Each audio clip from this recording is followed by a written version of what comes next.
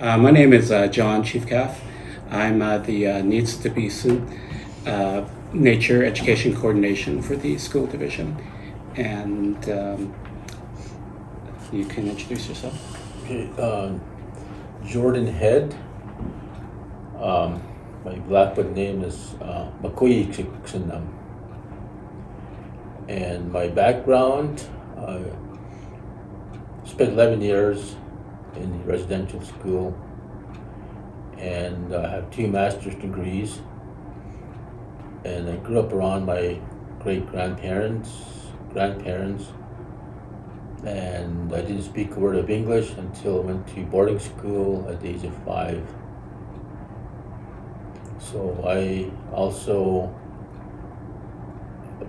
part of the ceremonies, working with the elders, so we keep our language going within the ceremonies. I'm sort of like what you would say from the post-residential effects of residential school. I never attended residential school. I attended all my education in Lethbridge. But at that time, there was like a handful of Indigenous students at the time that were bussed in from the reserve.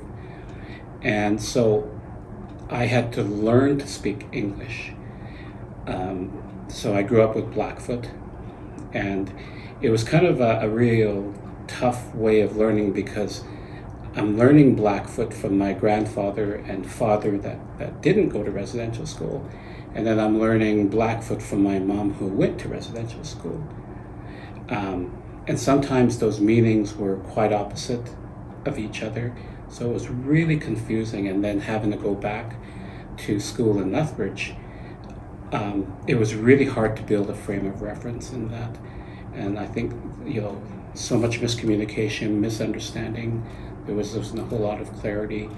And so I had to find a way to just try to understand what that process is. And I remember going to school, we never touched an Indigenous component. So attending school, there was never any thing in the curriculum about Blackfoot. And so I always got the impression that there was always something in the past that it was no longer addressed. And I believe the only thing I remember recalling is that we only talked about the Iroquois and the Aztec. And that was the extent of what Blackfoot culture was about. I didn't start to learn anything about it until my second year at university. And this is where I'm incredibly thankful to our Blackfoot fluent speakers because they still understand the connection to it about relationships, empathy, the land, all of those teaching systems. Why is there a song for the sun? Why is there a song for the river, the beaver, the eagle?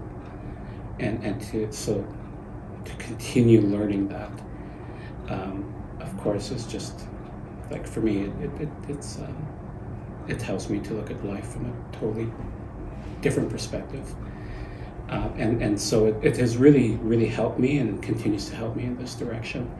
And the great part is that now we're having that conversation, and the stuff that we're doing in the system now, and the things that we're covering in the curriculum are activity-based learning projects, finding more and more people wanting to understand, not just the Blackfoot word, but I want to experience it as well.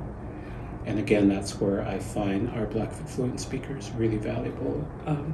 And that is one of the main reasons why I asked Jordan to be a part of our team. Just to follow up on what John mentioned about the things that we're now finding out from the older people who have experienced these things, and that we did not have this opportunity to learn about these things in the school system. And like John mentioned, he started to learn about these things second year of university. So a lot, I think, has been lost. So we want to bring that back And because we've been pushed aside for so many years, since 1867, since John MacDonald put his policies in place that there'll be no Indian people, as we were called at the time, Indians. There'll be no more Indians within a few generations, that we would all follow the European way of life. And so the policies still continue today. We are still impacted by those policies. The government is still following those policies, but now, in a small way, things are being changed or turned around. And as I mentioned earlier, the immigrants coming into this country, they fight for rights, and they get acknowledged. Whereas being of this land, we are not acknowledged. And like I mentioned, we weren't acknowledged as part of this country. We couldn't vote until 1962. So we were like in this country without a nation. So in 1962, we were considered as Canadians, and we could vote. So based on that, and other things that happened to our people, where our ceremonies were outlawed, our language was outlawed in the residential schools. We could not speak the language, or we would get punished. Again, all the residential schools implementing government policy. So having that hopefully come to an end, that we're not being punished to speak our language, I hope that we can now reignite the language part of it, at least for our people to understand the language. And on a personal note, coming out of the residential school, I did not feel very grounded. It took some years to go back to the elders, to go back to the ceremonies. When I did that, I felt more grounded and more appreciative of life and more understanding of myself. So on that note, if other people experience that, then I'm hoping that we can be more, lead more healthier lives, and to help ourselves, to help our children, our grandchildren in the future. So, as our elders have mentioned to us in the past, and you've heard it in other cultural groups, other First Nations cultures across the nation, that when we do something, we think 7 generations ahead.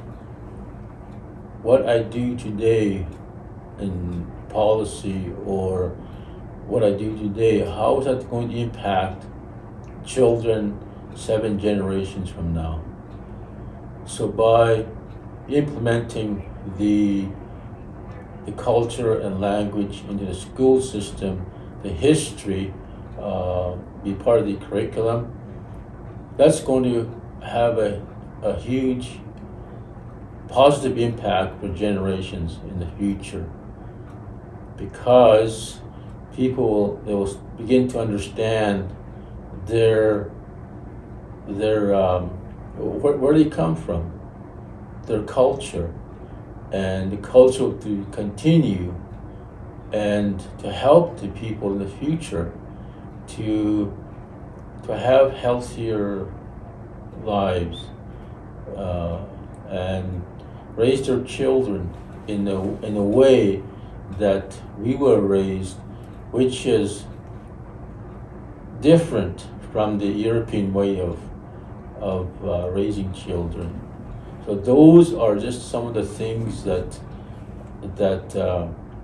I hope that we can learn more about, and to have that as part of the system. As a part of the system today, we have I call it the European way of life, about raising children, and that's the welfare system. And whereas years ago, that was non-existent. Our community, they say it takes a community to raise a child. And today we hear about it, but it's not happening. So those are just some of the ways that if we can adopt those values and beliefs in how it was done, I'm sure that there will be less children being taken away by the system. So those are just a tiny part of what we can look forward to have more positive lives for our Blackfoot people. Well, just accepting that, like as a holiday again, a recognition, it really brings the conversation to the forefront. I think for the longest time, I was raised with the idea that Blackfoot way of knowing is no longer applicable anymore. But that wasn't true. And because so much of that understanding is still the way it was taught to me, that knowledge is instilled in nature. And the Blackfoot words describe what that connection is about. And so one word could have so many different ways of connecting. And so to me, this is so valuable. And if more Canadians understand that, especially in this particular region, then it will build a bridging, and I really think it will build empathy, and I think it will also build more positive relationships and understanding.